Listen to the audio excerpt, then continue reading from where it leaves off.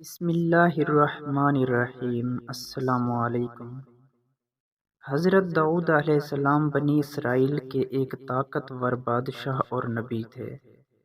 طالوت کی طرف سے جالوت سے لڑے، آپ نے جالوت کو قتل کر دیا اور اللہ نے آپ کو بادشاہی اور نبوت عطا کی۔ ایک روز وہ بکریوں کو لے کر جنگل کی طرف جا رہے تھے کہ ایک پتھر سے آواز آئی، اے داؤد، میں وہ پتھر ہوں جس سے ہارون علیہ السلام نے اپنے دشمن کو قتل کیا تھا۔ مجھے اٹھا لیجئے، میں کسی دن آپ کے بھی کام آؤں گا۔ داؤد علیہ السلام کی حیرت فطری امر تھا، بہرحال وہ پتھر کی فرمائش رد نہ کر سکے اور اسے اٹھا کر اپنے تھیلے میں ڈال لیا۔ اسی راستہ پر چند قدم چلے ہوں گے کہ ایک اور پتھر نے صدا دی، میں موسیٰ علیہ السلام کا پتھر ہوں، میں وہ پتھر ہوں جس سے انہوں نے اپنے اور اپنے خدا کے دشمن کو ہلاک کیا تھا۔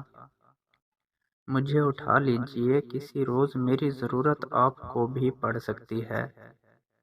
داؤد علیہ السلام حیرت زدہ تھے کہ ایک عرصے سے ان کا جنگل میں آنا جانا لگا رہتا ہے، لیکن کبھی ایسا نہ ہوا جو کچھ آج ہو رہا ہے۔ اسی فکر میں وہ چلے جا رہے تھے کہ ایک اور پتھر کی آواز نے انہیں رکنے پر مجبور کیا، اے داؤد علیہ السلام، میں اللہ کے نبی داؤد کا پتھر ہوں، میں ہی وہ پتھر ہوں جس سے آپ جالوت کا خاتمہ کر کے سلطنت ہی نہیں نبوت کے بھی حقدار ہوں گے۔ آپ پر حیرت و استعجاب کی کیفیت تو یقیناً طاری تھی، لیکن آپ خوف زدہ نہ تھے۔ آپ نے وہ تیسرا پتھر بھی اٹھا کر اپنے تھیلے میں ڈال لیا۔ ابھی وہ پتھر بقیہ دو پتھروں سے ٹکرایا ہی تھا کہ داؤد علیہ السلام کے دیکھتے ہی دیکھتے تینوں پتھر ایک دوسرے میں ضم ہو کر ایک بڑے پتھر کی شکل اختیار کر گئے۔ داؤد علیہ السلام ان معجزوں سے اندازہ لگا چکے تھے کہ اللہ ان کے سپرد کوئی اہم ذمہ داری کرنا چاہتا ہے۔ اس تحریر کی فضا کو قائم رکھتے ہوئے دیر نہ ہوئی تھی کہ بادشاہ طالوت کی جانب سے کی جانے والی پیشکش کی آواز ان کے کان میں بھی پڑی۔ منادی کرنے والا ایک ہی اعلان بار بار دہرائے جا رہا تھا۔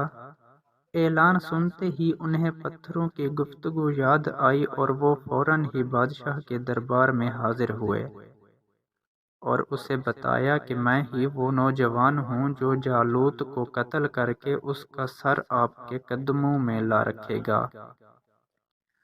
ہاں، آپ کو بھی اپنے وعدے کا پاس کرنا ہوگا۔ داؤد علیہ السلام کے لہجے میں ایسی فیصلہ کن قوت موجود تھی کہ بادشاہ کو یقین ہو گیا کہ یہ شخص جو کہہ رہا ہے ضرور کر دکھائے گا۔ اس نے کہا، مجھے اپنا وعدہ یاد ہے، تم جہاد کی تیاری کرو۔ بنی اسرائیل اور جالوت کی فوج ایک وادی میں جمع ہو رہی تھی۔ جالوت کا عظیم لشکر اور جنگی ساز و سامان اور گھوڑوں کی تعداد طالوت کے لشکر کی ہمت پست کرنے کے لیے کافی تھے، لیکن جالوت اپنے مجاہدین کی ہمت بڑھا رہا تھا۔ جالوت طالوت کے مقابلے میں کم عمر بھی تھا، قد آور بھی اور زبردست ڈیل ڈول کا مالک بھی۔ اس کا سارا جسم پیتل کی زرہ نے محفوظ کر رکھا تھا، سر پر بھی پیتل ہی کا مضبوط خول پہن رکھا تھا۔ اس کے پورے جسم میں صرف آنکھیں ہی کھلی تھیں، باقی تمام جسم دھاتوں کے نہ ٹوٹنے والے حصار میں مقید تھا۔ جالوت کی قد و قامت اور لباس کی تفصیل یوں بتائی جاتی ہے کہ اس کا قد 6 ہاتھ اور 1 بالشت تھا، اور اس کے سر پر پیتل کا خول تھا اور وہ پیتل ہی کی زرہ پہنے ہوئے تھا، جو تول میں 5000 پیتل کی مسکال کے برابر تھا، اور اس کی ٹانگوں پر پیتل کے 2 ساک پوش تھے، اور اس کے دونوں شانوں کے درمیان میں پیتل کی 1 برچھی تھی۔ اس کے بھالے کی جھڑ ایسی تھی جیسے جو لاہی کا شہتیر، اور اس کے نیزے کا پھل 600 مسکال لوہے کا تھا۔ میدان جنگ پہنچ کر جالوت نے للکارا، کوئی ہے جو میرا مقابلہ کرنے کی جرأت کرے اور مجھے ہلاک کر کے اپنے بادشاہ کی طرف سے اعلان کیے گئے انعام کا حقدار ٹھہرے؟ جالوت کا حلیہ اور پھر دبنگ آواز کسی میں اس للکار کا جواب دینے کی جرأت نہ ہوئی۔ جالوت نے چند مرتبہ اپنی بات دہرائی اور جواب نہ پا کر اکڑاتا ہوا واپس ہوا۔ یہی وہ لمحہ ہے کہ طالوت کے لشکر میں ہلچل پیدا ہوئی۔ لشکر کی پچھلی صفوں سے ایک نوجوان جس کا جسم زرہ سے آزاد اور سر خول سے بے نیاز تھا، سامنے آیا اور جالوت کو للکارا۔ جالوت اس نوجوان کو دیکھ کر ہنسا، کیا میں کوئی کتا ہوں جو تو ایک لاٹھی لیے میرے مقابل آیا ہے؟ داؤد علیہ السلام کا جواب یہی تھا کہ ہاں، میرے نزدیک تیری حیثیت ایک کتے سے زیادہ نہیں ہے، تیرے لیے میری یہ لاٹھی کافی ہے۔ جالوت کا غصے سے پاگل ہو جانا انہونی بات نہ تھی۔ اس نے بہت برا بھلا کہنا شروع کیا۔ داؤد علیہ السلام اطمینان سے سنتے رہے۔ وہ جانتے تھے کہ حق کی باطل پر فتح انہی مقدر میں لکھی جا چکی ہے۔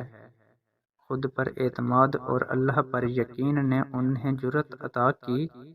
وہ مسکراتے ہوئے جالوت کی جانب بڑھے، خاموشی سے تھیلے سے پتھر نکالا، فلاخن میں رکھا اور مہارت کے ساتھ اس کے ماتھے کا نشانہ لے ڈالا۔ خدا کی قدرت سے ہوا کا ایک جھونکا ایسا آیا کہ جالوت کا زرہ جیسے ایک سوکھا پتا ہو اڑ گیا۔ داؤد علیہ السلام کا فلاخن سے پھینکا گیا پتھر فضا میں ہی 3 حصوں میں منقسم ہو گیا۔ 2 ٹکڑے دائیں بائیں جانب سے نکلے اور تیسرا عین پیشانی کے درمیان میں لگا اور پیشانی چیر کر دوسری جانب سے نکل گیا۔ جالوت کے گھوڑے سے گرتے ہی داؤد علیہ السلام نے اس کا سر تن سے جدا کیا اور طالوت کے پاس لے گئے۔ یعنی جالوت کے داؤں کا پول کھلنے میں لمحہ بھر نہ لگا۔ فلسطینی فوج اچانک بازی پلٹتے دیکھ کر سراسیمگی کا شکار ہو گئی۔ خود بنی اسرائیل بھی نہ جان پائے کہ اس ایک لمحے میں کیا ہو گیا ہے، لیکن جلد ہی معاملے کی تہہ تک پہنچ گئے اور ایک نئی قوت کے ساتھ دشمنوں پر ٹوٹ پڑے اور فلسطینیوں کو اپنے علاقے سے نکال باہر کیا۔ طالوت نے اپنا وعدہ نبھایا، احدی سلطنت عطا کی اور بیٹی کی شادی آپ علیہ السلام سے کر دی۔